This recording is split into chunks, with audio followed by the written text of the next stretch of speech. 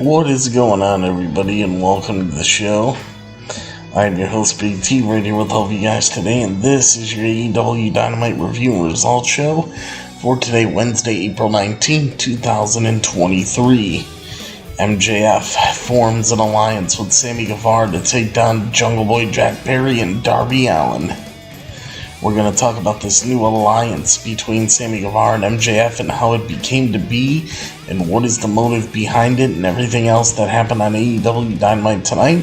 So make sure you guys kick back, relax, and everything else, and we'll get things started. We'll get this party started, hit the introductions, and get this party started. And right here on Beyond the Ring with Big T, and your AEW Dynamite review results show will be for Wednesday, April 19, 2023, will be coming your way next. Don't go away, because I will be right back.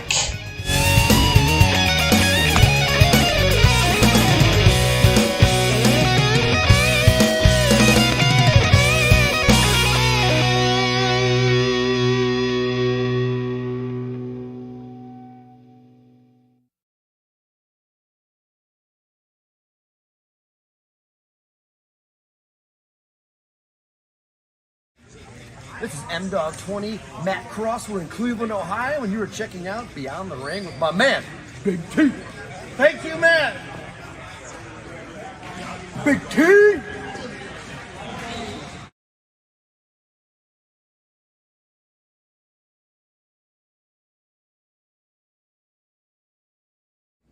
Hello, this is EC3 of TNA Wrestling, and you are so very fortunate because you are watching Beyond the Ring with Big T.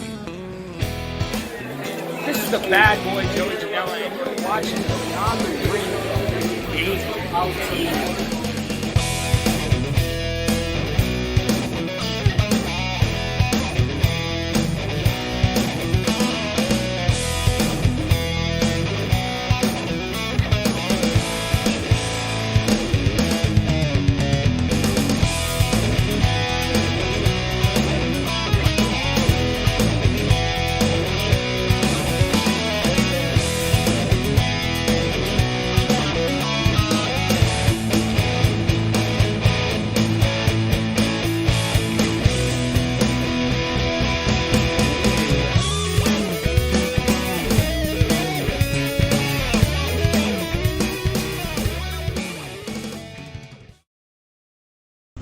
How's everybody doing out there tonight?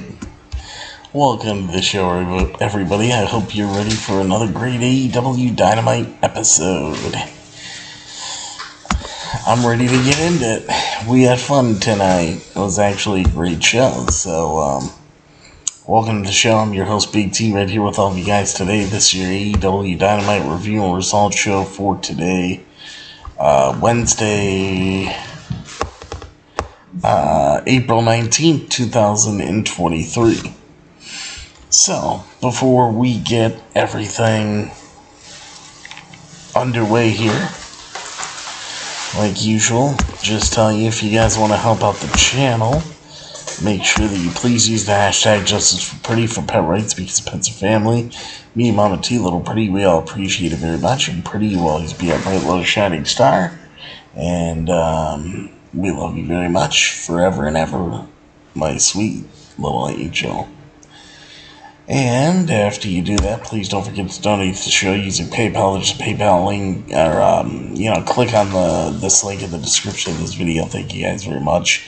That link you see Becky Lynch pointing up at, that's the link you want. That link's pinned to the top of the YouTube live chat, Facebook live comments. It's at the top of the description of this video and every single video that I do. And there's a PayPal button on my YouTube homepage. Any amount that you guys want to donate, big or small, would be very much appreciated. It really helps the show out, so thank you guys very much for that. And then, yeah, there we go, folks. And then also, if you guys wish to do, you can check out my website, www.beyondtheringwithbigt.com. You can call into the show live on Skype if you have any questions or comments about AEW Dynamite tonight using BigT_119 on Skype. You can follow me on Twitter, BeyondTheRingBT, like me and follow me on Facebook at Beyond the Ring with Big T, and follow me on Instagram at Beyond the Ring with Big T. So everything is right there as you need it. So now that we got all this out of the way, we can actually get into AEW Dynamite, which was a huge show tonight from the Peterson Event Center in Pittsburgh, Pennsylvania tonight. I was actually there at that arena once at AEW's first ever Pittsburgh show. And you know what, I gotta tell you, it's a pretty good venue, it's a pretty good spot. And AEW puts on good television over there, they really do. Alright. So we had an interesting night tonight. Very, very interesting. We had actually some things happen on this show that I did not expect. Things that AEW just kind of threw out at us. What's up, Smiley Face? How's it going? Thank you for the smiles. Keep those smiles coming. Because we all need to smile a little bit sometime. I mean, of course we do. I mean, the show was all over the place. It really was. Carlitos, what's up, man? How you doing? How you doing, Carlitos? Despite the show being, all over the place, Double or Nothing, you could see it taking shape. MJF is trying to get what he wants, avoiding a fatal four-way between the four pillars of AEW. Don Callis, I mean, come on, doing what he did, coming down to ringside and just throwing a chair down, and it was very suspect, what Don Callis did tonight. It really was. It really makes you think, is Don Callis really looking out for the best interest of the Elite, or is he looking out for the best interest of the Blackpool Combat Club? Konosuke Takeshita, you have to ask yourself, with, Don Callis bringing out Konosuke Takeshita tonight. Okay. Is Don Callis... I mean, we know he's courted Konosuke Takeshita for sure. The thing is Takeshita, is he really trying to help the Elite, or is Takeshita and Don Callis both turncoats working with the Blackpool Combat Club and going to end up joining them eventually? You got to ask yourself that question. Adam Cole watching Britt Baker getting beaten down with a kendo stick by Saraya and the rest of the Outcast. There was some amazing stuff tonight, and they're building towards Double or Nothing, and you can see it now. You can see what they're doing. But the whole thing is,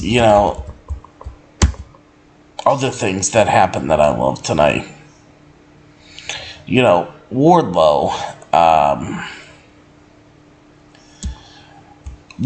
my buddy Wardlow, winning the AEW TNT Championship again. I'm glad. I'm glad that it happened. Now, Tony Khan, what he has to do, he paired Wardlow up with Double A Arn Anderson. You need to find something for Wardlow that's going to stick. You need to keep the title on him. No more hot potatoing the TNT title. That shit has to end. You have to nip that in the bud right now, and that has to end. No more hot-shotting the TNT title. No going back and forth with it.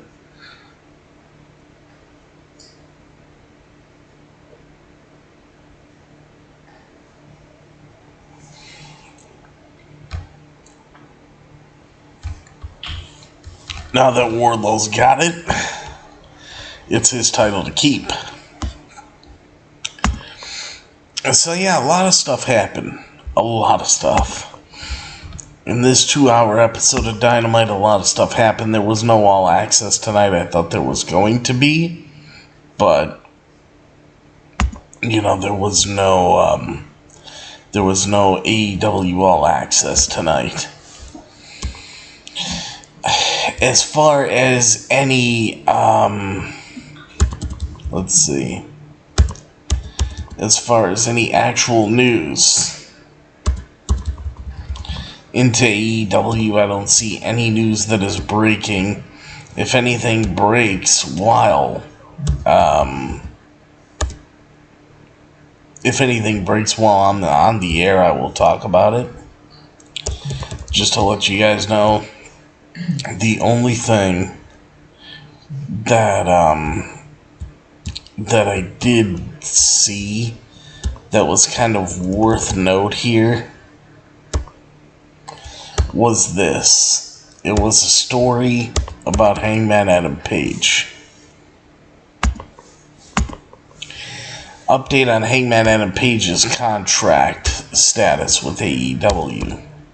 Wrestling free agency may be on the verge of a situation not seen in a long time come 2024, with several big names reportedly having their contracts due. This includes AEW stars like current world champion MJF, Kenny Omega, and the Young Bucks Matt Jackson and Nick Jackson,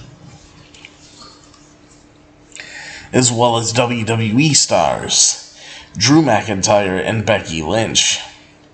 Evidently, you can also add Hangman Adam Page to the list.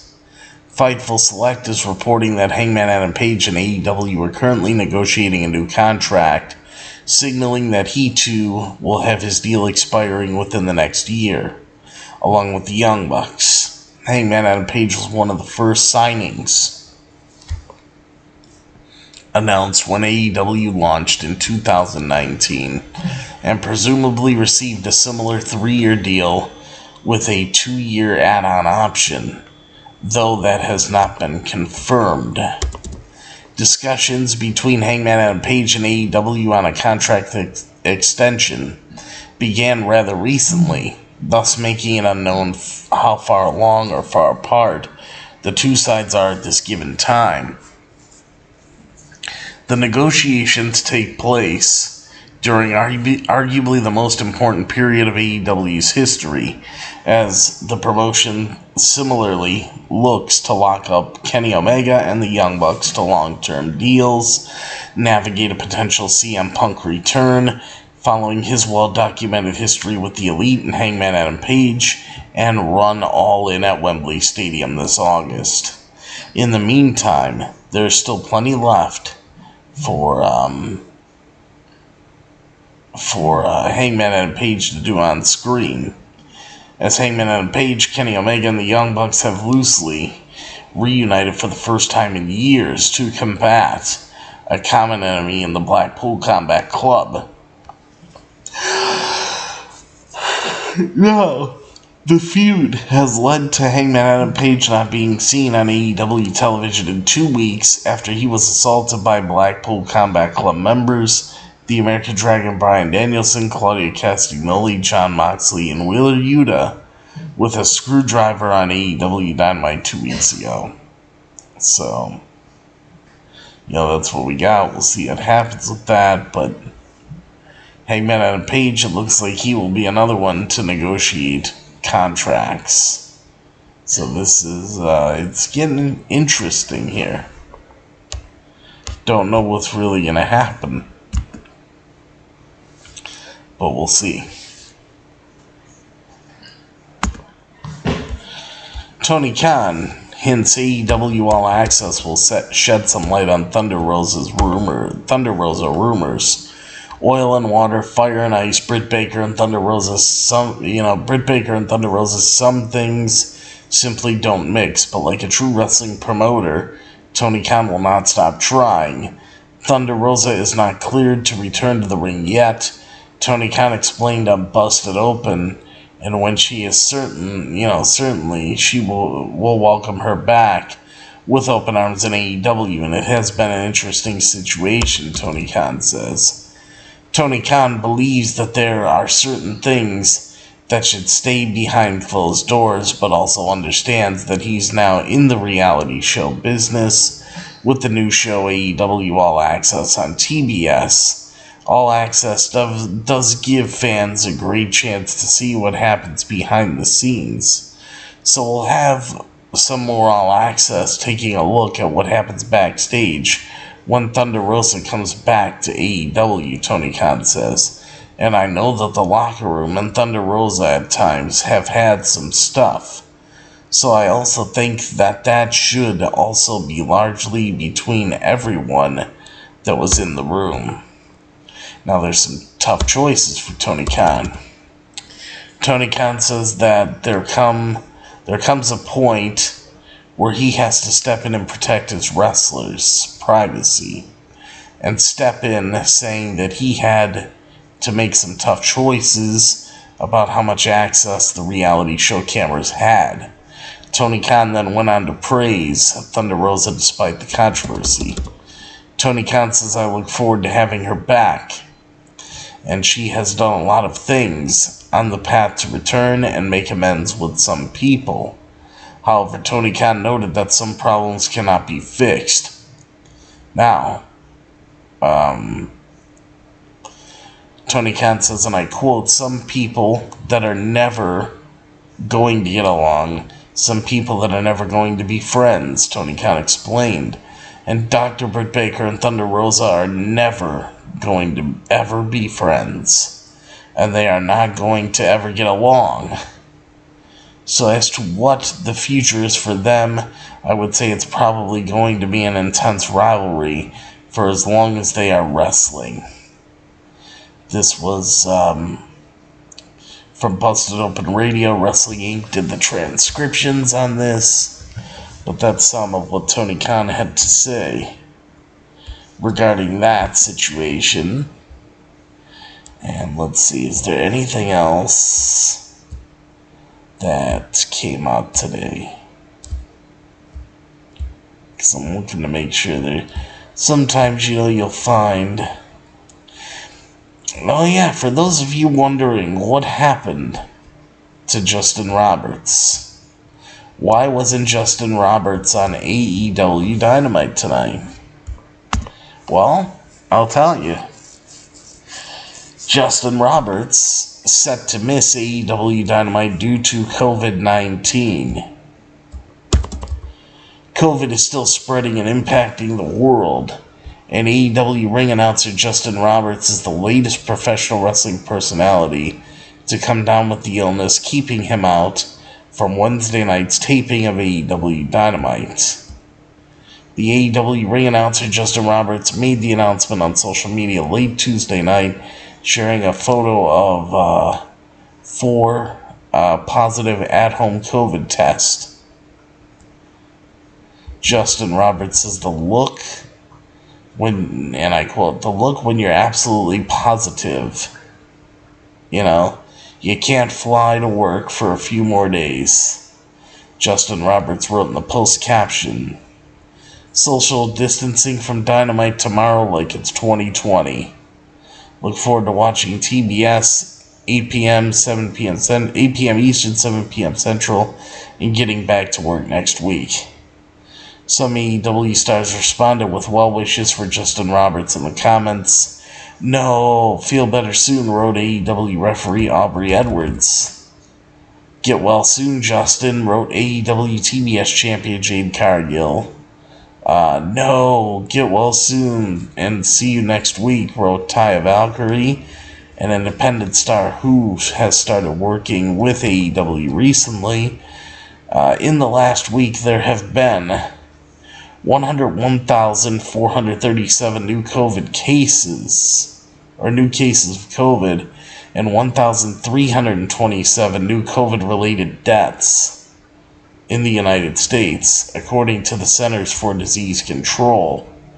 After a year and a half of social distancing requirements, keeping AEW and WWE fans away from arenas in most parts of the country, professional wrestling has appeared to return to normalcy since the summer of 2021. However, Justin Roberts' positive test result highlights the fact that COVID is still hanging around and can infect people. Justin Roberts has enjoyed a second wind in his career working with AEW, joining the upstart promotion after he was released from WWE in 2014 after about 12 years there. In recent months, Justin Roberts has said he's even taking on more responsibilities at AEW, helping produce from ringside.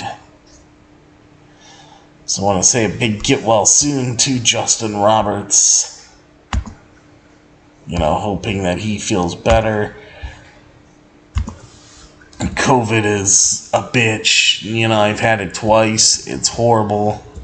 There's nothing good about it. Everything about it sucks. It's just a horrible, horrible illness. And I wish him the best. I'm getting better soon.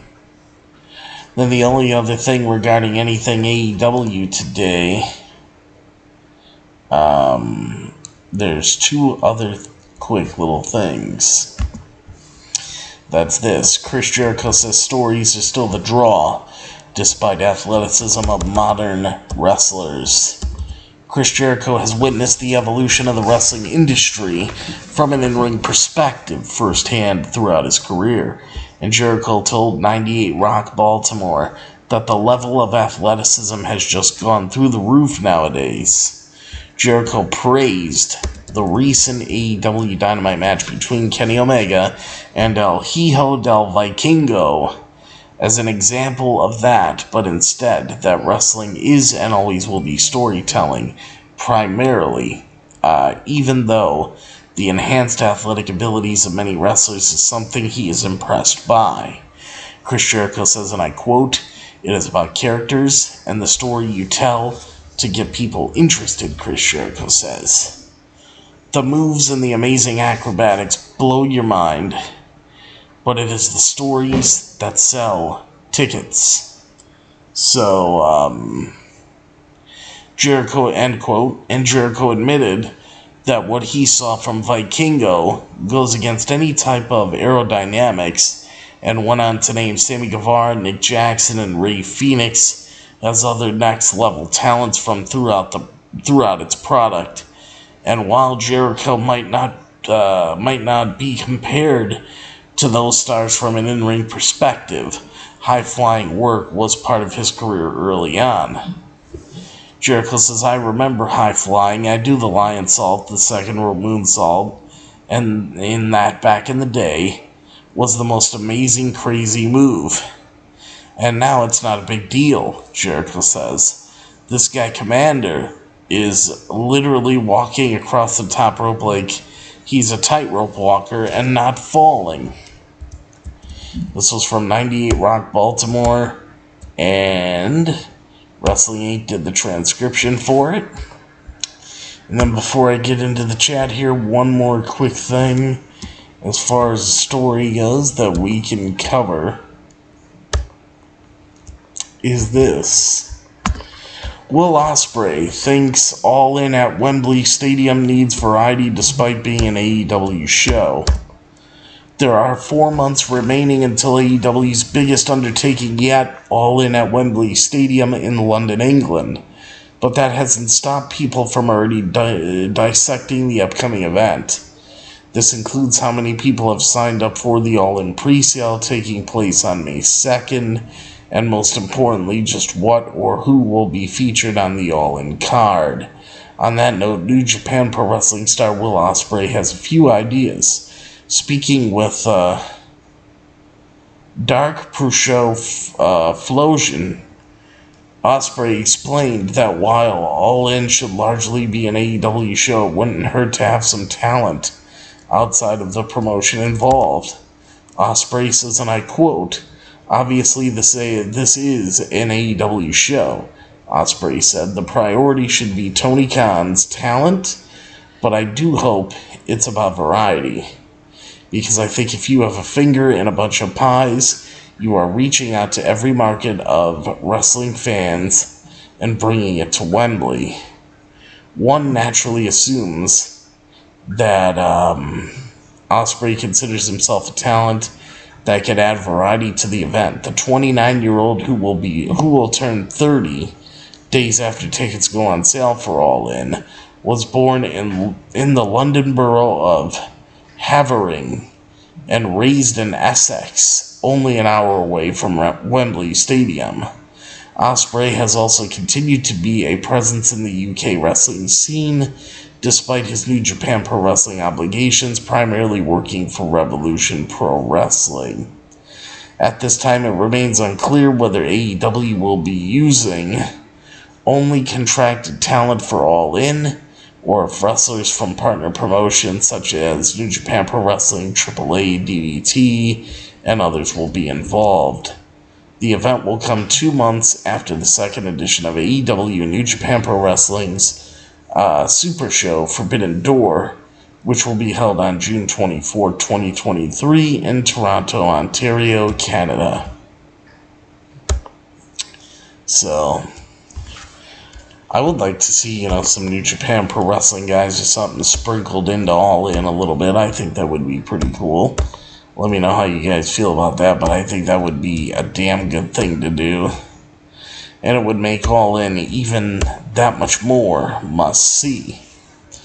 And as I just see here, major announcement regarding Commander's status in AEW. On Wednesday night's episode of AEW Dynamite, Mexican Lucha Libre sensation Commander came up short against Switchblade Jay White in Switchblade Jay White's debut as a full-time AEW roster member.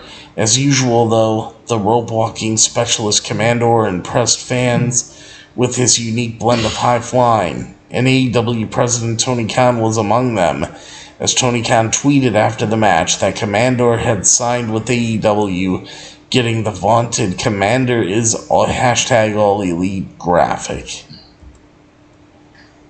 Tony Khan tweeted out, "He's one of the most incredible athletes in wrestling. And after his great effort tonight on AEW Dynamite, now it's official. Commander is all elite." So, that's what he put. Now, Commander burst upon the American wrestling scene, last June at GCW You Wouldn't Understand in New York City, where he competed in a scramble match and showed off his trademark rope tricks, where he is able to run down the rope unassisted. Commander says, and I quote, "As a child, I was a big fan of the circus," he said, referring to how he started practicing the rope walk run when he was 12. And he says, "I liked the tightrope, so I wanted to walk the ropes. I've done it so many times and know every way to do it." Since that American debut last summer, Commander has built his name with further GCW bookings, as well as appearances for the likes of West Coast Pro Wrestling Guerrilla, and other independent promotions, while also becoming a much bigger star in Mexico with a run in AAA. As he debuted in AEW last month, but has been winless in the company since. Though he arguably stole the show at the Ring of Honor Supercard of Honor pay-per-view a few weeks ago, where he lost the opener to El Hijo del Vikingo. And that's that. So Commander, guys. Commander is all elite. Okay. So far, so good. Alright, so that's what we got as far as the stories go. So let's take a look here. What's up, Lisa? Lisa says, hang on to the belt, Wardlow. I went with you tonight. I knew you would and could do it. With fire emojis. Lisa, you're awesome. Love Lisa. Hold on, real quick, guys.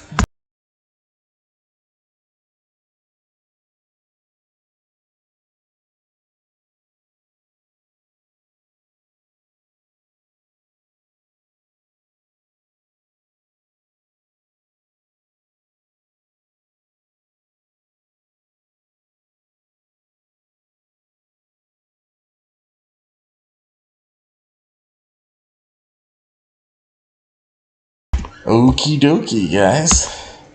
Got that fixed. Now we can get going. Alright. Let's see. Alright, we're right at the top. Cool. We are right at the top because we just finished all the stories. So now let's break everything down and get into the show itself. AEW Dynamite results for Wednesday, April 19th, 2023. Chris Jericho confronts Adam Cole. Powerhouse Hobbs versus Wardlow for the TNT Championship. And much, much more. That's what Lisa was talking about with Wardlow.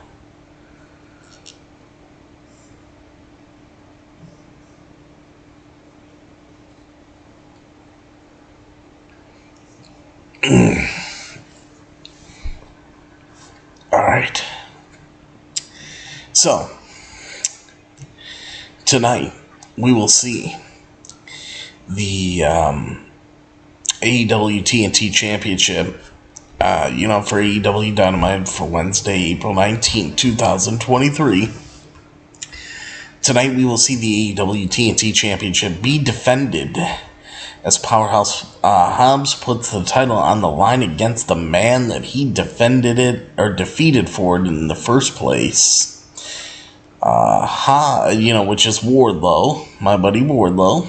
Hobbs required the help of QT Marshall during that match, with the QTV group having been by Hobbs' side ever since.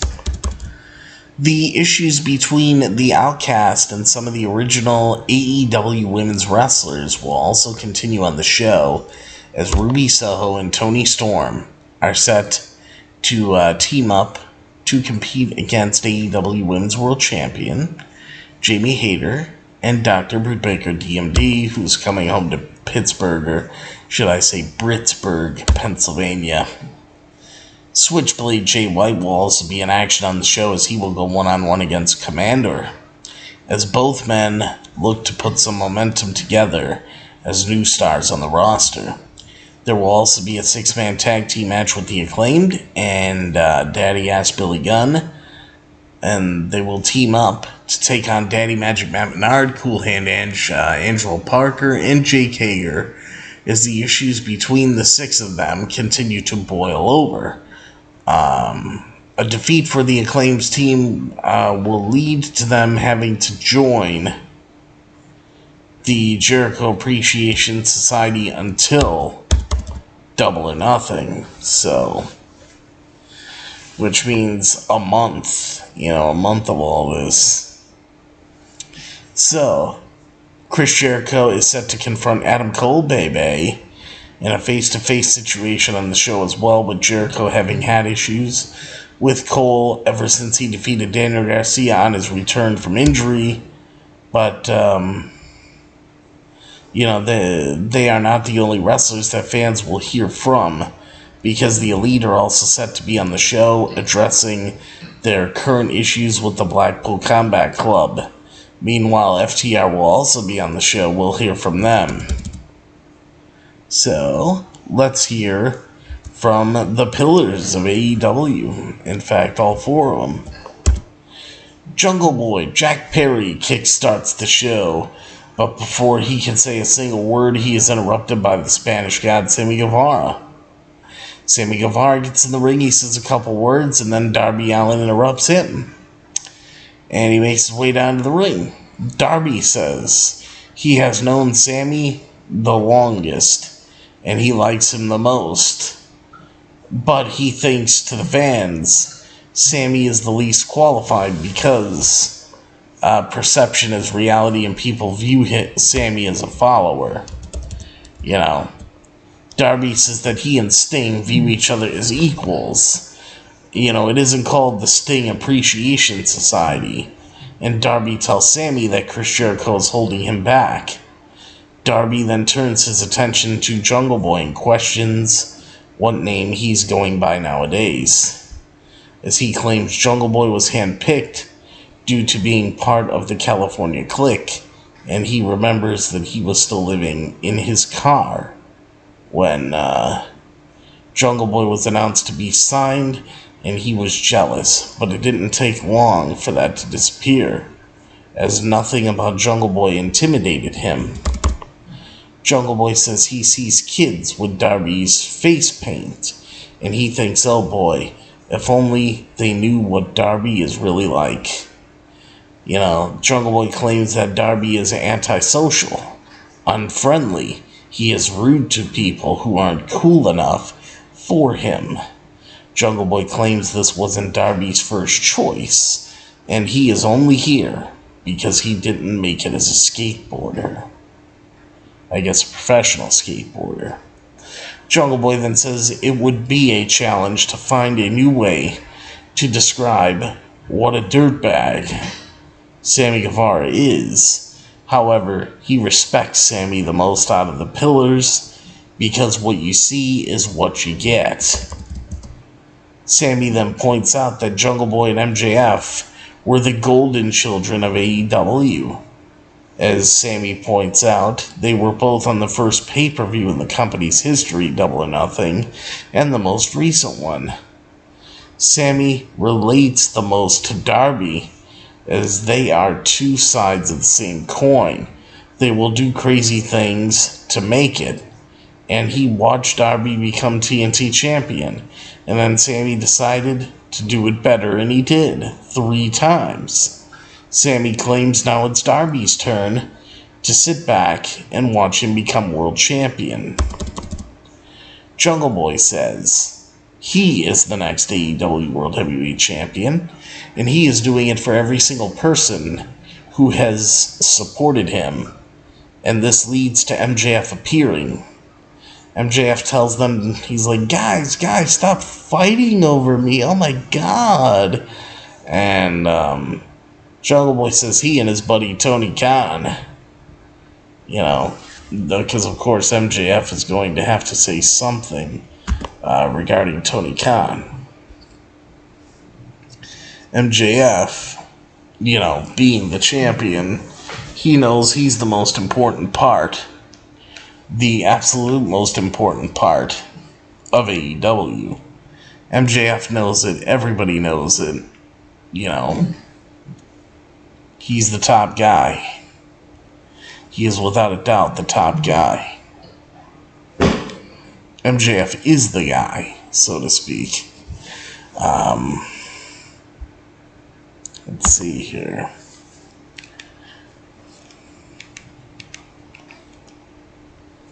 Trying to figure out now if you guys can see me or not. Let's see.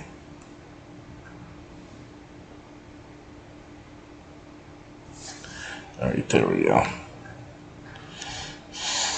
So, let's see.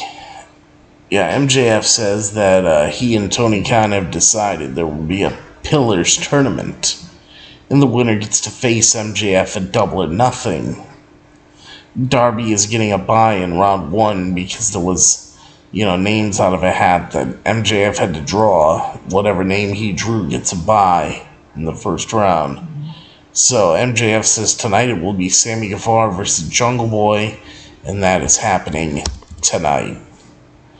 Yeah, at first I thought he was going to say, it's happening in a week or happening in 2 weeks, and then it's happening tonight. So that's what we ended up getting. Now, at this point here, let's see.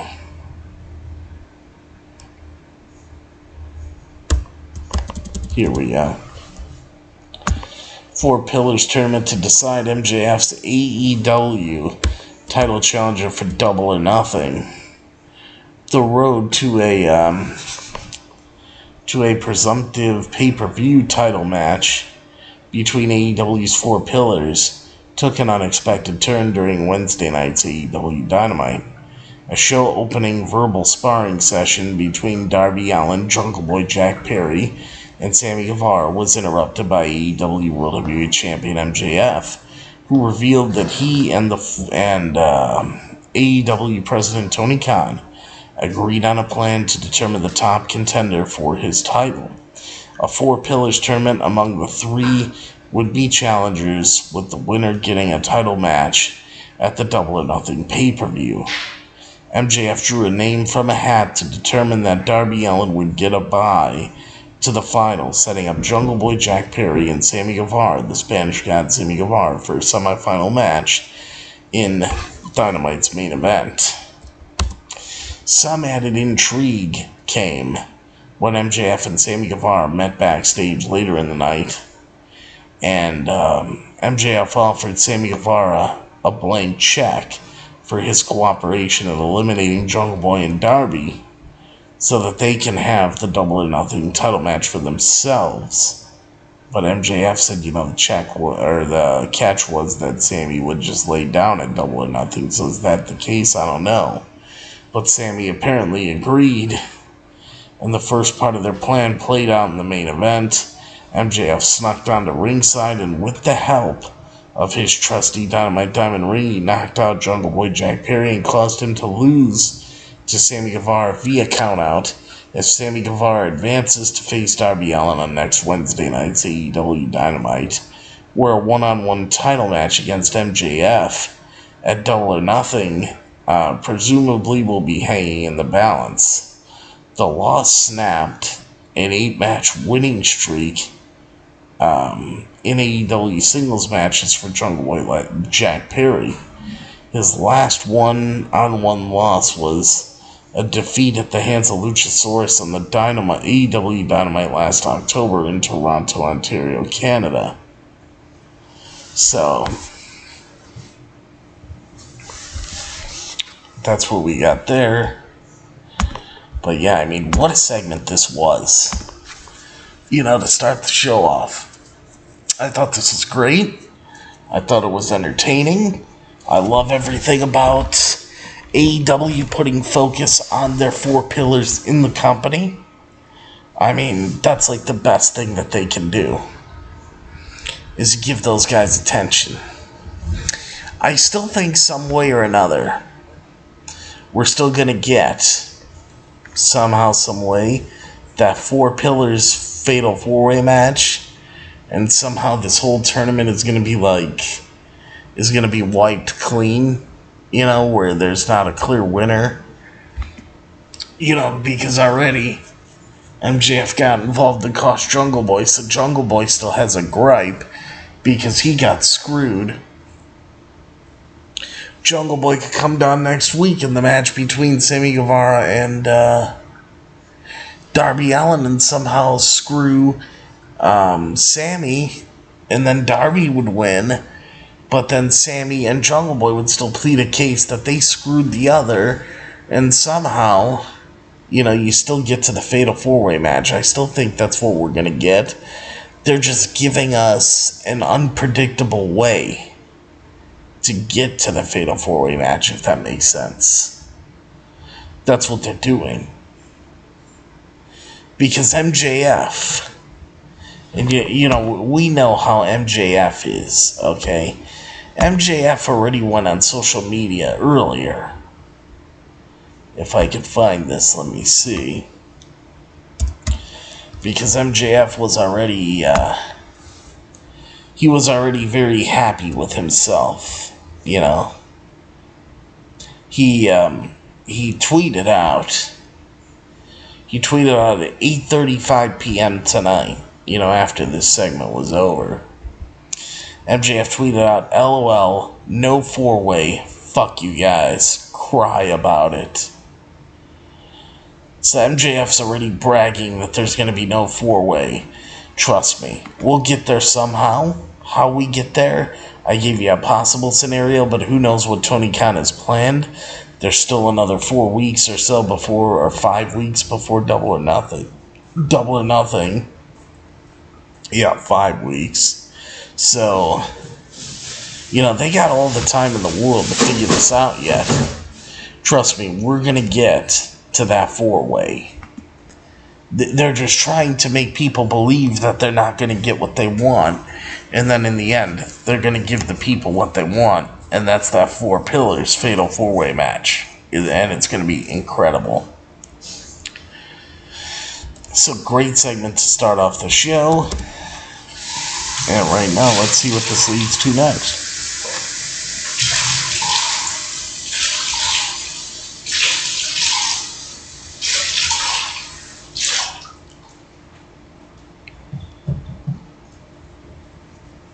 Alright. Women's segment.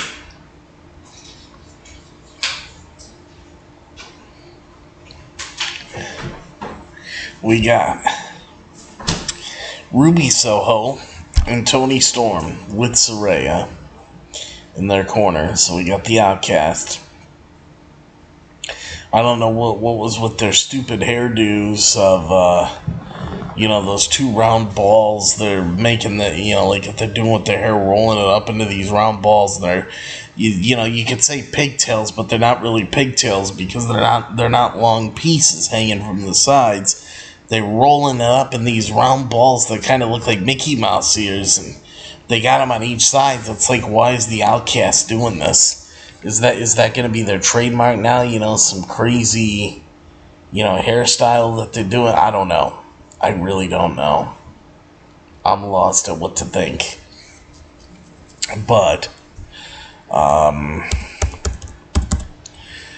you know, at this point, we got all, you know, Ruby Soho and Toni Storm with Saraya in their corner, going up against hometown girl Dr. Britt Baker, DMD, and the AEW Women's World Champion Jamie Hayter in a women's tag team match. The Outcast waste zero time by jumping Jamie Hayter and Britt Baker as they make their entrances. But back inside the ring, Hayter takes down both of her opponents and then charges into each other. Let's see. Charges into each corner to flatten both women as she follows it up with a double suplex. Toni stops a lariat, though, with a clubbing forearm, which allows Ruby to connect with a super kick, as Toni then drops her to the floor with a hip attack. Britt then comes to try and help, but she isn't able to hit the Panama Sunrise as it gets blocked, with Toni then super kicking Britt in front of her family in the crowd. During the entrances, you know, the Outcast already tried to rip the terrible towel, the DMD terrible towel, out of Britt's mom's hand. You know, Saraya tried to do that, so there was already some heat. So then Toni Storm super kicked Britt Baker in front of her family in the crowd, which was her mom and dad, inside the ring. Hayter pushes her way back to the corner, but Toni pulls Britt away to stop the tag, and the Outcast are working together inside the ring to isolate Jamie Hayter. Saraya gets a few cheap shots in, but she will fight back. But she fights back and drops Toni as Britt tags in. She hits the ring and wipes out Toni several times before hitting a sling blade, as Ruby eats a super kick as well. Britt throws Tony headfirst in the second turnbuckle, but a distraction from Ruby works as Tony hits the German suplex. Britt responds immediately with an air raid crash, but Ruby breaks that up as Jamie Hayter and Britt Baker. They work together going back and forth with moves until Ruby pushes Hayter into them to break up the pinfall. As the Outcasts then cheat, but it doesn't work after the Storm Zero as Britt kicks out. However, Tony then slams Hayter into the stairs and drop kicks her shoulder into them for good measure. Yet back inside the ring, Britt keeps fighting and hits the Panama Sunrise to Ruby, but this time she kicks out. She follows it up with a stomp. While Ruby kicks out, she is put into the lockjaw, and Ruby Soho taps out to Britt Baker, and your winners are Dr. Britt Baker, DMD, and the AEW Women's World Champion Jamie Hayter. Not surprised here that Britt Baker gets a win in her hometown of Pittsburgh. That really is to be expected, that they were going to book that. Anyway, next up, my buddy Wardlow. He is interviewed backstage and he admits it wasn't long ago that he had a horseman with him who told him about leveling the playing field. So he reached out to another. Arn Anderson then turns up and runs through everything that QTV have done, which is kid stuff, until they took Wardlow's championship. And that's when Double A says, what they used to do wakes people up. And he claims that starting tonight, Wardlow and Double A Arn Anderson, they're going to start playing chess. Basically to outsmart them, So I thought that was pretty cool. I hope that, this is a long-term partnership now that after what we've seen Wardlow getting the title back earlier tonight, I want this to be a long-term partnership. Hopefully Arn Anderson and Wardlow, they have that long-term partnership now because, let's face it, it's needed. This is something that is needed. And I think it'll be great, for everybody involved. It really will be. So now the Elite address the Blackpool Combat Club. Kenny Omega says these few weeks have been the hardest of his life. Omega says Blackpool Combat Club, they're great, respected athletes. But that was until they made his friends bleed. Omega wishes he took the screwdriver out of the turnbuckle and plunged it into the face of Jon Moxley. Omega doesn't have much to say. They're here with an invitation, and they want to see Blackpool Combat Club in the ring to settle things like men. So right now, the American Dragon Bryan Danielson, he appears in the Titantron on the big screen. And he calls the Elite amateurs. And the rest of the Blackpool Combat Club then turn up inside the ring behind the Elite and they start brawling with them. However, it is the Elite that comes out on top as they turn things around with Nick Jackson launching himself over the barricade to attack Claudio Castagnoli while Matt Jackson hits Wheeler Yuta with his suplexes. I love that. I thought that was great, but this keeps going. Kenny Omega and Jon Moxley start brawling as well. But Wheeler Yuta then slams a title into Matt Jackson's injured arm. And he then targets the injured area. He did these huge clubbing hammer fist on him. I'm like, holy shit. Claudio then drops Nick Jackson. And even though Omega helps them briefly, the numbers catch up. And the 3-on-1 attack leads to him being planted in the ring. Then The American Dragon Bryan Danielson then makes his way down to the ring and says they're amateurs, except, for Kenny Omega. He thought he would be a professional. Don Callis, for whatever reason, comes running down the rampway. He appears with a steel chair in hand. But the American Dragon Bryan Danielson asks Don Callis what he is doing. And Don Callis taking a look at the ring, kind of assessing everything that's around him and in the ring waiting for him and knowing he's not a wrestler.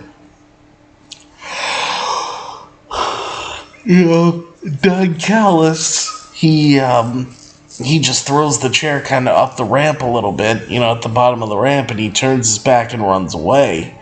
I'm like, what, is he giving up a chair to the Blackpool Combat Club? I didn't know. His acting, he was acting very suspect tonight. But Don Callis ended up throwing the chair and then turning around and running away to the back. Danielson says if Omega's not going to live up to his potential, then he needs to be gone. Danielson gets out the flathead screwdriver, the same one that was used on Jon Moxley before. In the past. Or on Heyman and Page, before. But then Don Callis returns down to the ringside area with Konosuke Takeshita. And he sends Takeshita down to the ring, and Takeshita cleans house.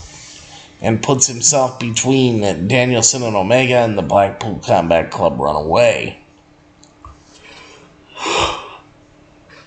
So now it makes you think, is Konosuke Takeshita, he's helping the Elite, but it's like, Konosuke Takeshita is the kind of guy that seems like he would join the Blackpool Combat Club because they're all about fighting. So, you never know. It could happen. It really, in all honesty, could happen. So, we just got to play this one by ear and see how it's all going to play out. But Don Callis could very well be the one that's going to turn on the Elite and side with the Blackpool Combat Club. But Takeshita runs down, he cleans house. He puts himself between Danielson and Omega. And the Blackpool Combat Club, they all run away. It's like they were all in. Then they had, they had a fight. And then it was over. That's how it went.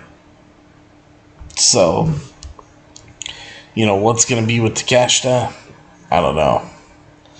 But I'm wondering if maybe he's just in Don Callis' hip pocket, and maybe in Blood and Guts, when Takeshita's on Team Elite, Takeshita will be the one to turn on the Elite, and when everybody's thinking that Takeshita did it, Don Callis will get into the ring, and he will walk up to the Blackpool Combat Club with Takeshita and raise their hand, and that's how we'll know Don Callis was the fucking mastermind behind this the whole time, and he stabbed the Elite in the back. I think this will all come to a head at Blood and Guts, where things will be revealed in their true form. So, but very good segment here, very entertaining here, and very enjoyable. It really was. See, it's things like this. Things like this is what I like, The Elite gained new ally in war against the Blackpool Combat Club. War. What is it good for? Uniting unlikely allies for one.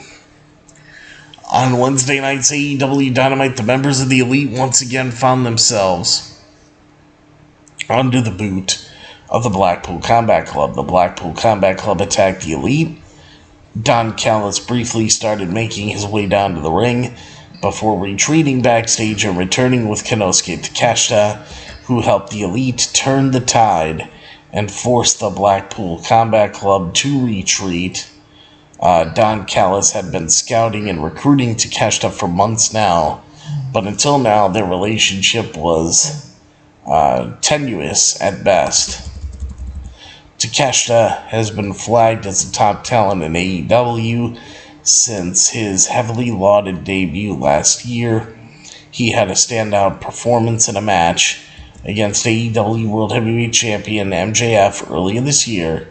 Takeshita has recently been appearing in Ring of Honor, which could put him in conflict with Ring of Honor World Champion and Blackpool Combat Club member Claudio Castagnoli.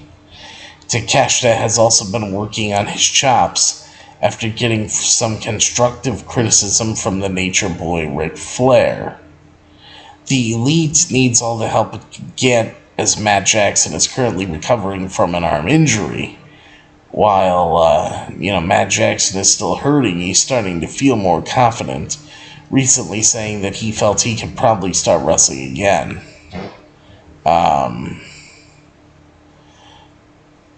Matt Jackson is currently receiving shockwave treatment to help heal the injury.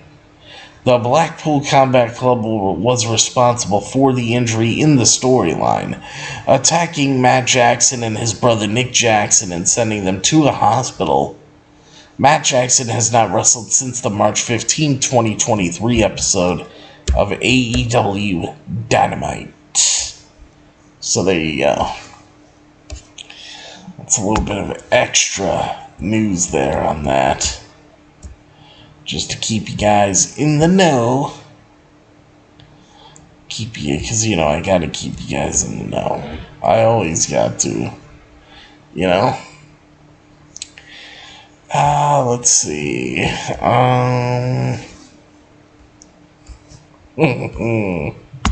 Let's see. After this, because this is another great segment, we got a match for the AEW TNT Championship.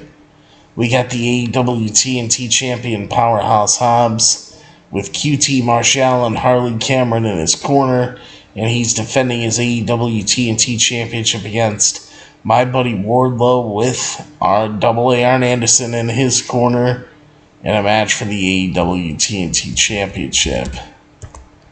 So Powerhouse Hobbs takes the fight to Wardlow straight away, dominating the match early on with a trio of belly-to-belly suplexes. However,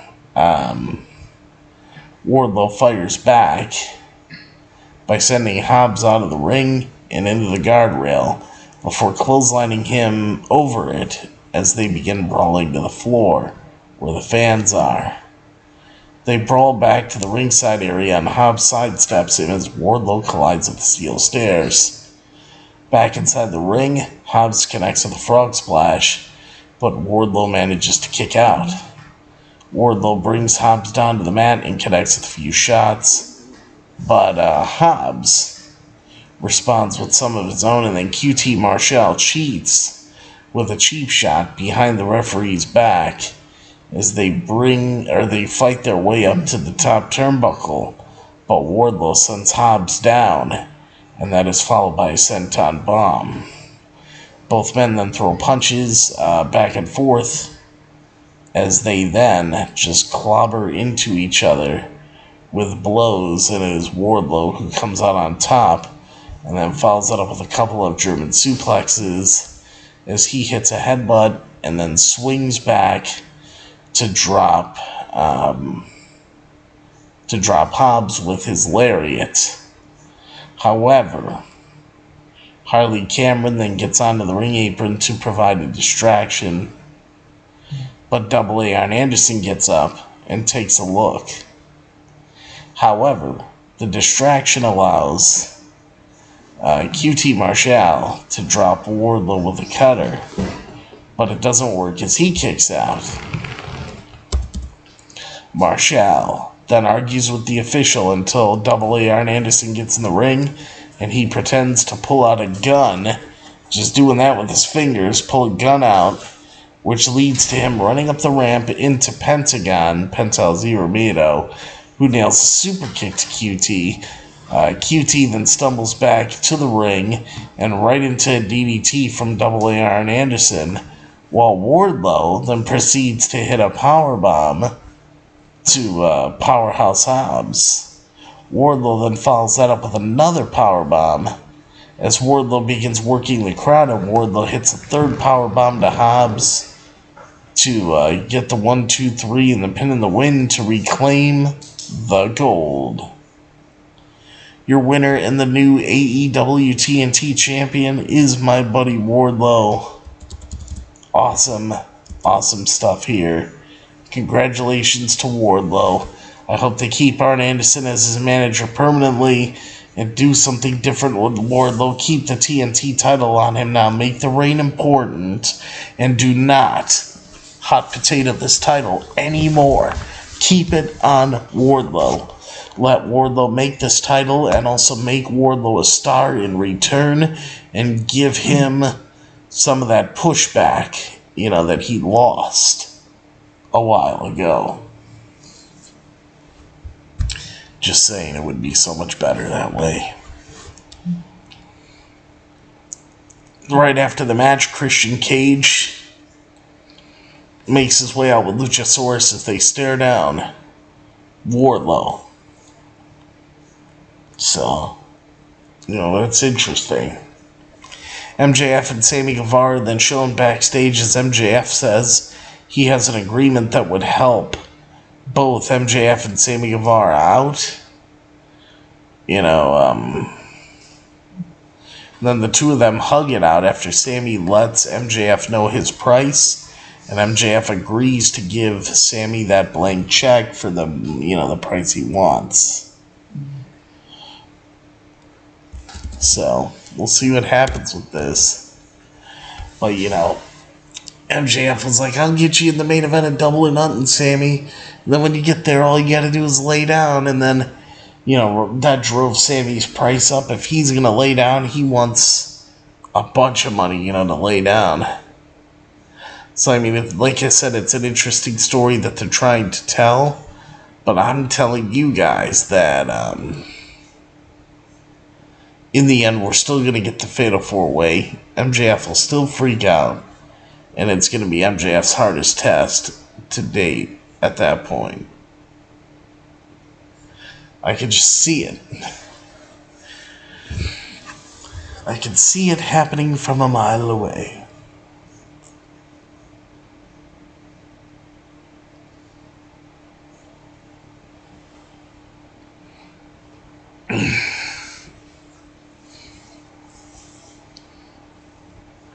Alright. So right now, guys, let's take a look here. We got the AEW in-ring debut since he became a, full-fledged member of AEW. We got Switchblade Jay White with Rock Hard Juice Robinson. He likes to let everybody know that he's rock hard. Going up against Commander, who's also now All Elite and signed by AEW as well. So Switchblade's Jay White starts out, dominating the match, taking the fight to Commander in the corner with a huge chop as he stomps away at him. Shawn Spears is shown in the crowd looking on. Meanwhile, inside the ring, and, a back heel kick rocks White, Jay White, and he then showcases his ability by jumping up and down on the top rope as he then sends White out of the ring as he takes too long with the follow-up, though, and misses with a moonsault to the outside as White just throws him face first into the ring apron.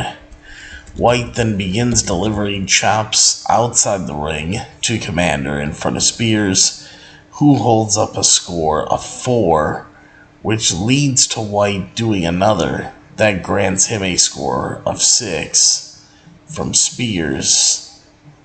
Now, despite that, White continues acting aggressively with his chops inside the ring, and even though he allows Commander to hit him with one, it doesn't have an impact, as he asks for more from the Masked Man, as he has more from Commander.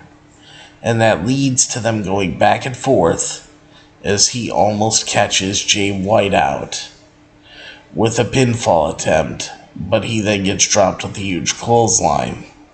White digs into the eyes of Commander, but then gets sent over the top rope, and he then runs the ropes and leaps to the skies to wipe out White, which gets a 10 from Spears, who's sitting at ringside. Commander then hits a rope walk shooting star press, but White manages to kick out as he falls out with a springboard Phoenix Splash, but White kicks out again. Commander then heads to the top again, but this time Switchblade Jay White avoids it as he nails a cutthroat suplex, and then the Blade Runner for the 1-2-3 in the pin of the win. Your winner of the match is indeed Switchblade Jay White. After the match, Rock Hard Juice Robinson, yes, he is indeed Rock Hard, as he likes to call himself. He pulls Shawn Spears over the barricade, and Rock Hard Juice Robinson and Switchblade Jay White begin attacking Shawn Spears until Absolute Ricky Starks hits the ring. Now Ricky Starks spears Rock Hard Juice Robinson, but Switchblade Jay White makes his way up the ramp, avoiding, getting attacked or any confrontation. So, yeah, that's what we got there. Good match, good stuff, decent story. We'll see where this takes it. Alright. So right now, FTR are then shown backstage as it is revealed Mark Briscoe was jumped by the Trustbusters. They go to check on him, but Jay Lethal's crew are already there, and they argue over it as both teams want to solve the situation. Briscoe tells them to work together, and they agree. So I guess they'll be working together. Alright, next up. Chris Jericho confronts Adam Cole, baby.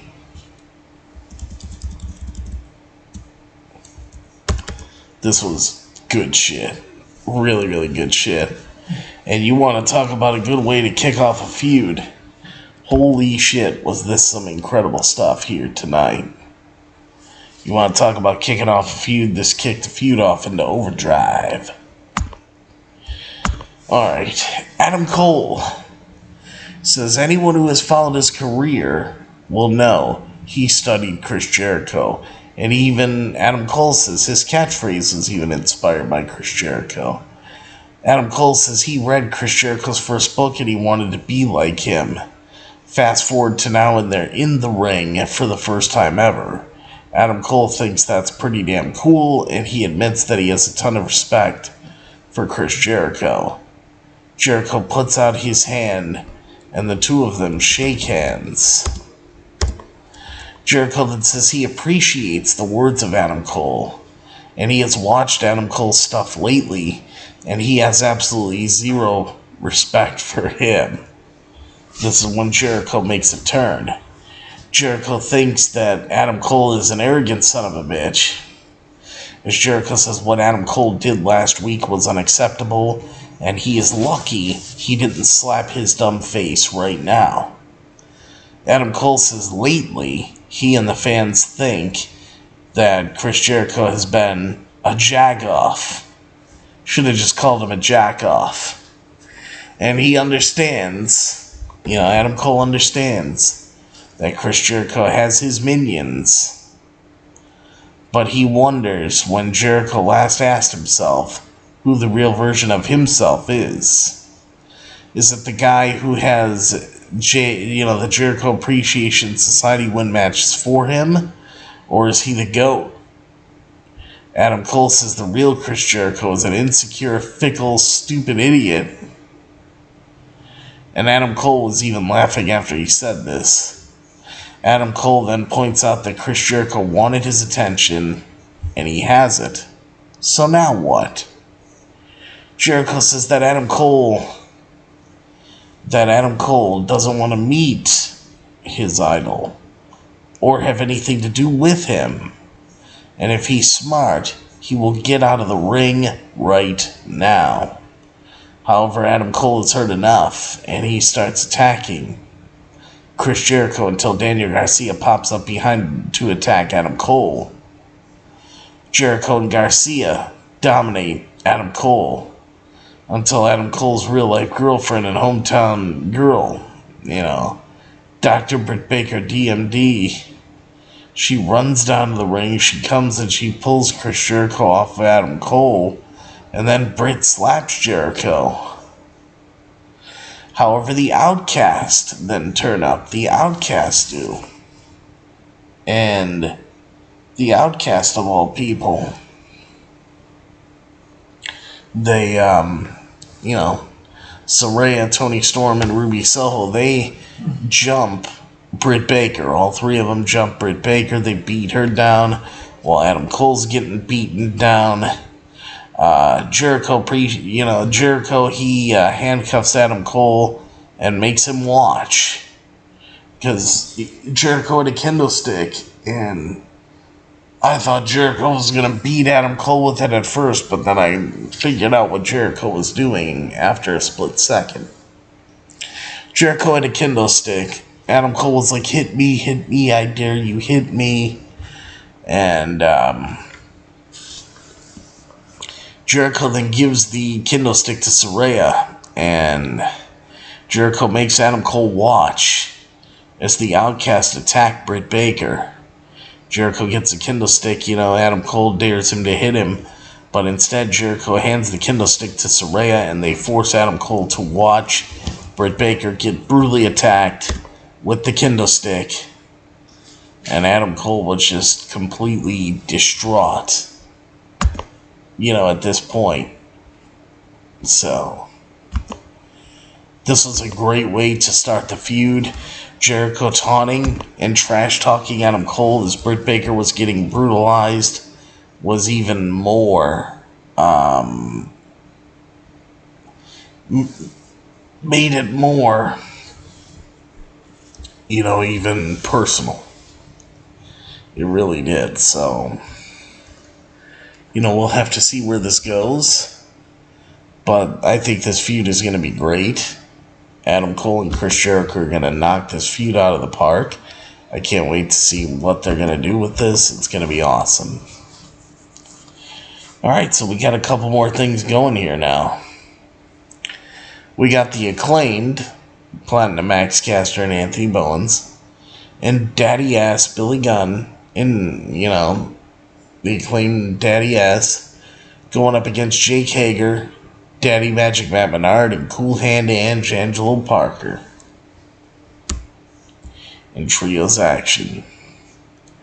Jericho Appreciation Society attacks all their opponents as soon as they get to the ring, but the Acclaimed Daddy Ass quickly turn it around, and Anthony Bowens hits the Scissor Me Timbers on Cool Hand Ange as the three of them scissor in the middle of the ring, as Max Caster tags in and drop kicks Ange while attacking Daddy Magic as well, until Jake Hager drops him with a clothesline, turning things around. Hager blasts Bowens off the ring apron and then looks for the Hager bomb, but Caster gets his boots up to counter it. That allows Billy Gunn to tag in, and he sends Ange over the top rope before attacking Hager, but he turns around the Famouser and plants him onto the mat. Daddy Magic then tags in, as does Bowens, and the two men begin brawling inside the ring. Bowens gets the best of things with a combination of moves, but Cool Hand Ange then turns up and rocks Bowens with a right hand while having a weapon in his hand, as Aubrey Edwards is distracted by Hager. Despite the cheating, Bowens kicks out, and then Ange accidentally hits Hager with it, which takes him down. Daddy Ass then turns up and grabs Cool Hand Ange's comb and breaks it, and Cool Hand Ange is distraught as Bowens drops Cool Hand Ange with an elbow strike. Max Caster goes up to the top and it's a mic drop to get the 1-2-3 and the pin and the win, and this match is over. Your winners of the Acclaimed, Platinum Max Caster and Anthony Bowens, and Daddy Ass Billy Gunn. And let me tell you this, No joining the Jericho Appreciation Society until Double or Nothing for the Acclaimed and Daddy Ass. They're in the safe zone, folks. They are in the safe zone. Alright, what else do we got? Well, that was a great match as well. Now, guys, finally we have the main event of the evening for AEW Dynamite tonight. We have Jungle Boy Jack Perry going one-on-one with the Spanish God Sammy Guevara in a 4 Pillars tournament match. And the winner goes on to the finals of the tournament, the 4 Pillars tournament, to face Darby Allin in a singles match next week on AEW Dynamite. So, this match was great, too, by the way. I believe this is the first time ever match, too. They even said for the first time ever. Jungle Boy Jack Perry and the Spanish God Sammy Guevara. So Jungle Boy Jack Perry starts out hot by wiping the Spanish God Sammy Guevara out to the floor. But Sammy responds with a suicide dive of his own. Jungle Boy fights back with the Hurricane Rana to the floor, but as he gets back to the top turnbuckle, he takes too long as Sammy is able to hit a Spanish Fly, as the two then end up on the ring apron together, and they start brawling until Jungle Boy connects with a super kick, but as he dives back to him, Sammy replies with a knee strike, and he follows it up with a Spanish Fly to the floor. The two then spill into the audience and exchange chops, which includes each of them being sat on to a fan's lap as they deliver the blows. Jungle Boy grabs a sign and slams it onto Sammy's head, but when they get back to the ring, it's Sammy who regains control. Jungle Boy responds with an elbow strike and then a huge lariat after bouncing off the turnbuckles. Jungle Boy then hits a powerbomb onto the ring apron, and then he catches Sammy with a destroyer after diving from the top turnbuckle, but Sammy manages to kick out. However, as he goes for another high-risk move, Sammy kicks the top rope, which leads to him falling down to the mat. While Jungle Boy avoids Sammy's move, he turns back around into a super kick and then a cutter as Sammy nails an implant DDT, but Jungle Boy's able to kick out. Jungle Boy then manages to hit a running elbow strike to the back of Sammy's head, but he is unable to cover him. Both men then make it to their knees and they begin trading slaps, and Jungle Boy then locks in the snare trap. But Sammy makes it to the ropes. Jungle Boy then heads to the top turnbuckle, but Sammy drop kicks him off, and Jungle Boy flies back and slams into the timekeeper's area. The 10 count is about to happen, but Sammy grabs the referee, and then MJF turns up and nails Jungle Boy right in the face. Boom, straight punch with his AEW Dynamite diamond ring. And the count continues, and the referee counts out Jungle Boy Jack Perry, reaches the count of 10, and your winner advancing in this 4 Pillars tournament, or the Pillars tournament, to face Darby Allin next week on Dynamite is the Spanish God Sammy Guevara, getting the win in a great match here. And then MJF and Sammy Guevara celebrate afterwards, hugging each other and like they're having a party and whatnot, and Dynamite goes off the air at this point. It literally goes off the air at this point, so that was that. Now, before we get into the rating,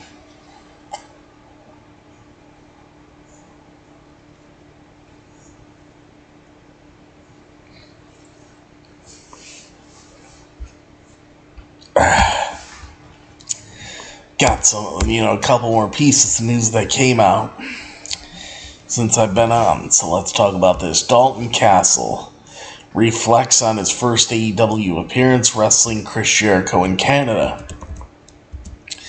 Dalton Castle has gained popularity with AEW fans since his debut at Battle of the Belts 2.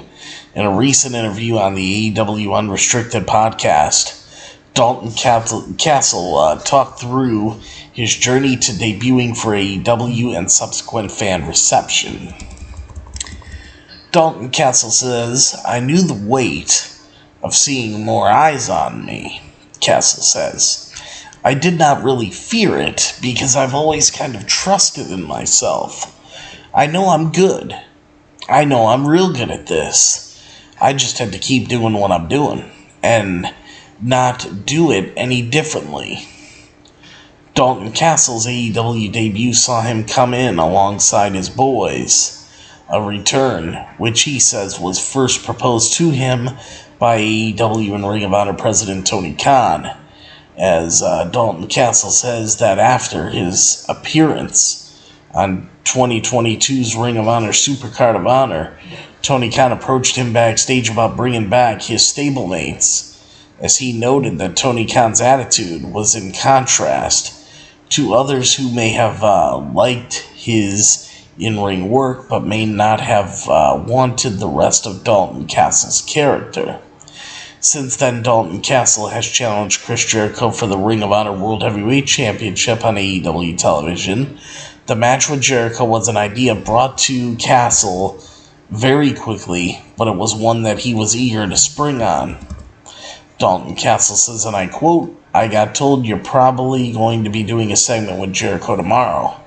And that is words I did not think I'd ever hear in my wrestling career, but I was so thrilled to do it," he says, or Castle says. "I'm going out on a Canadian show against their Canadian hero, Chris Jericho. The second I walked out there was this, how's this going to go? But the crowd was so welcoming and loud, they chanted my name, and I had not even introduced myself." End quote. And then finally, guys, right here, AEW's Brody King talks similarities between wrestling and fronting a hardcore band. A professional wrestler's skills can be transferable to other forms of entertainment. We've seen wrestlers take on acting, cooking, dancing, and even air guitar. But for Brody King, he takes certain elements of his in-ring persona and translates them into music as the lead singer of his band God's Hate. In an interview with My Mom's Basement with Robbie Fox, Brody King discussed how similar the two sides of him can be and how one passion fuels the other. For example, Brody King revealed that he learned to be comfortable in front of a crowd thanks to his band, but he did state that the music requires a little less character work. Brody King says, and I quote, "They really go hand in hand," Brody King says. "With wrestling, I just tried to amp up everything that I liked. I take elements from hardcore music, from punk music, from wrestling. I always said that Brody King the wrestler is myself, Nathan Blauvelt, Henry Rollins, Bruiser Brody, and a caveman, and you just smash it all together. I did not have a character when I would play in God's Hate, but now I kind of do. It is more manic and mean. I just try to be more aggressive. It just adds to the vibe of the whole show."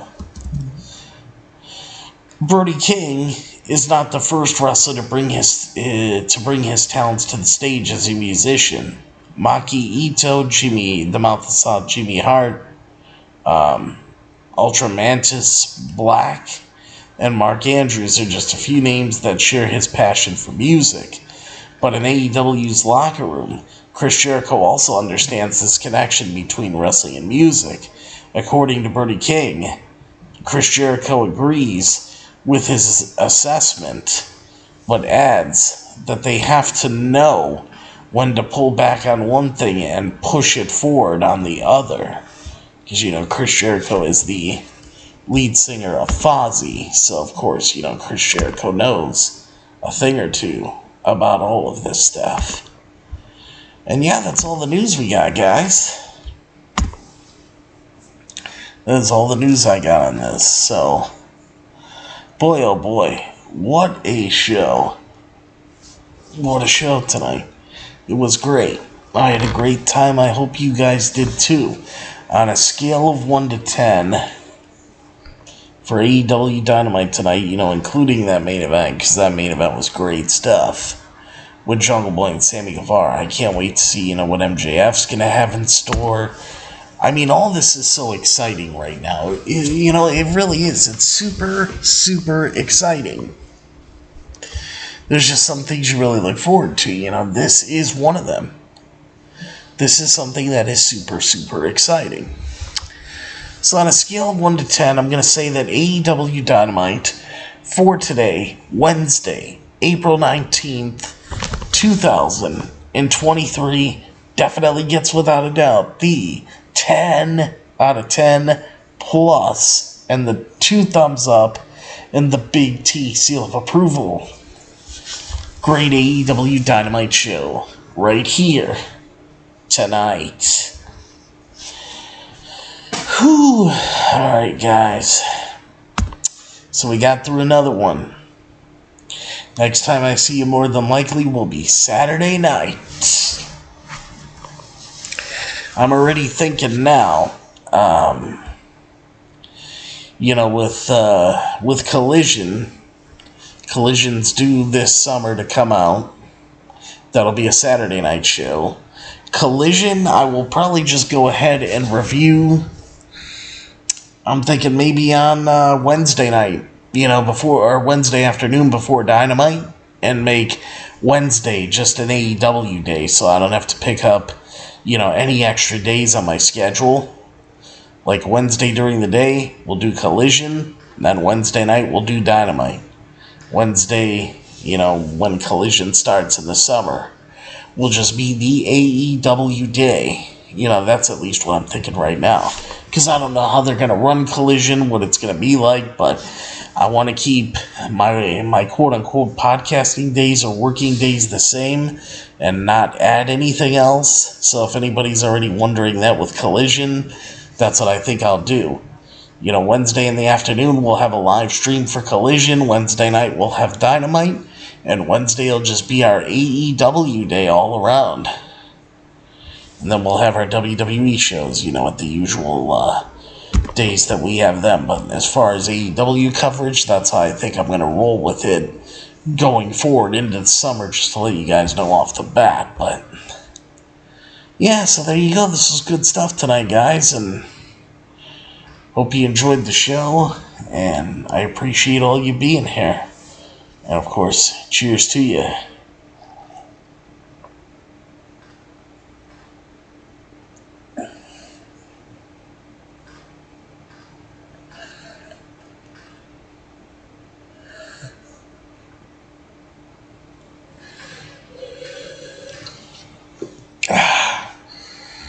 Good booze, good booze, good booze, good booze.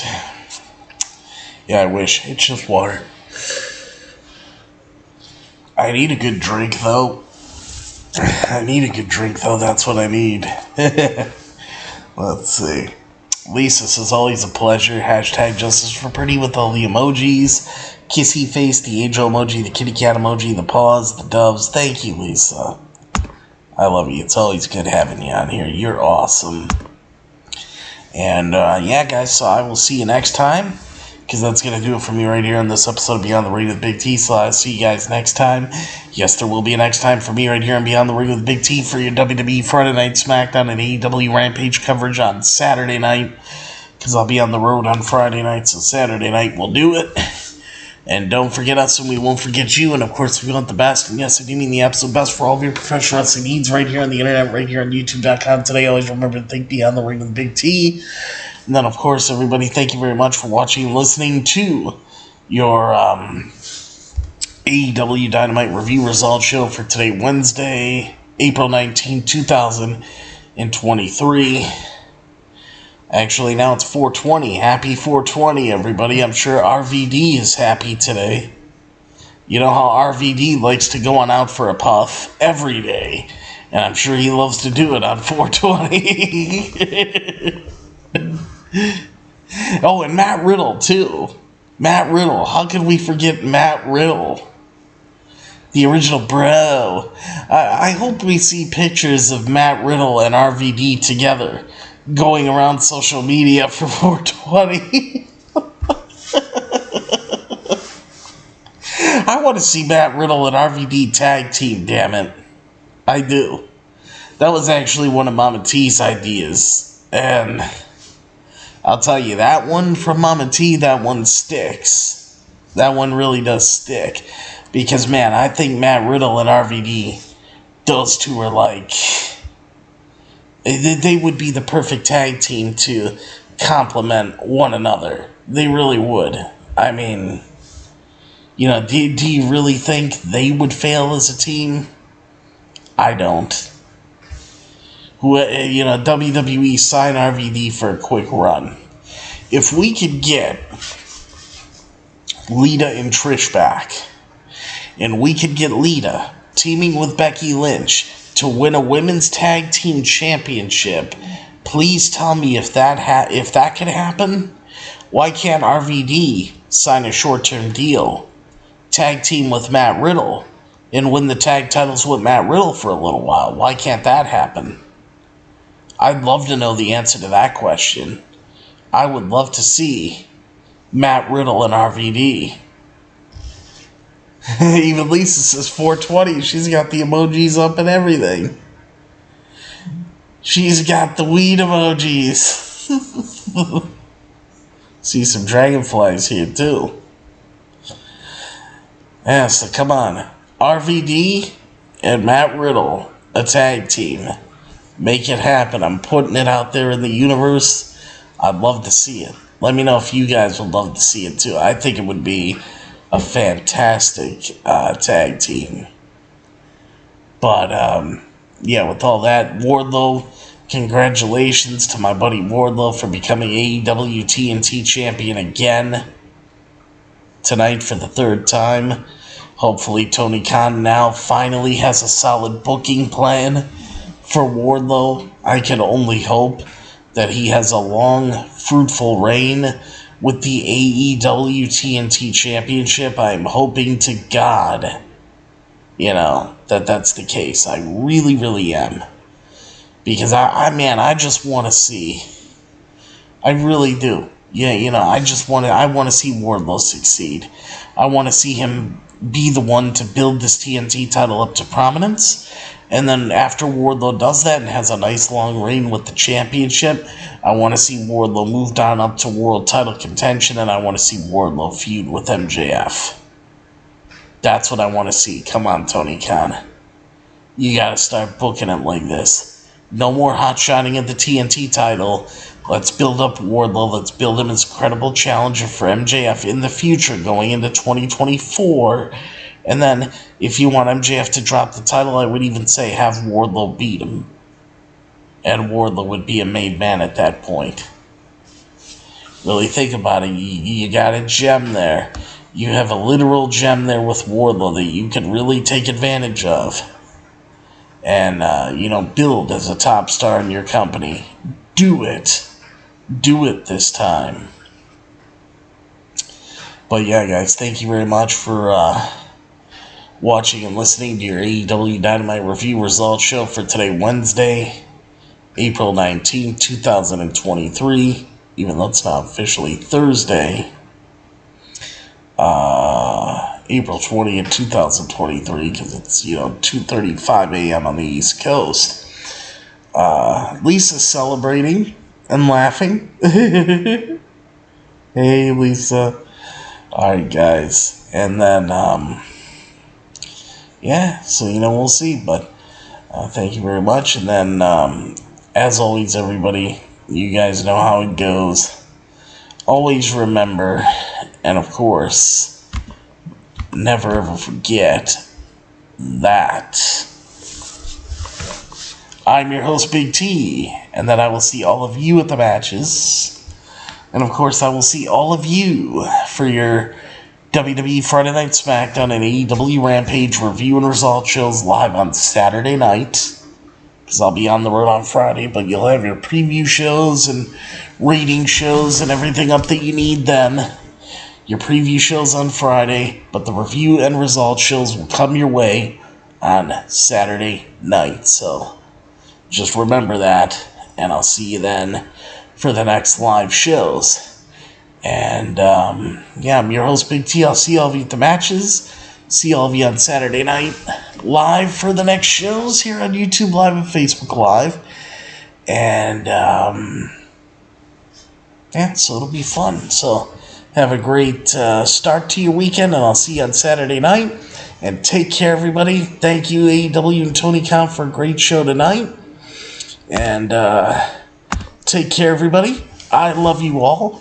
And, of course, good night, everybody.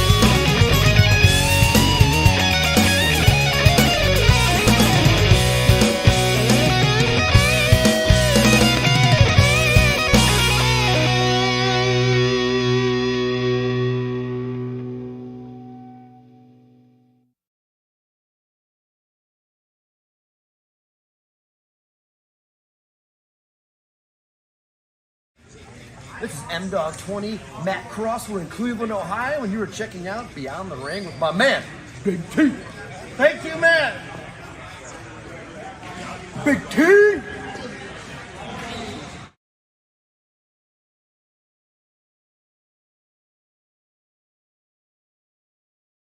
Hello, this is EC3 of TNA Wrestling, and you are so very fortunate because you are watching Beyond the Ring with Big T.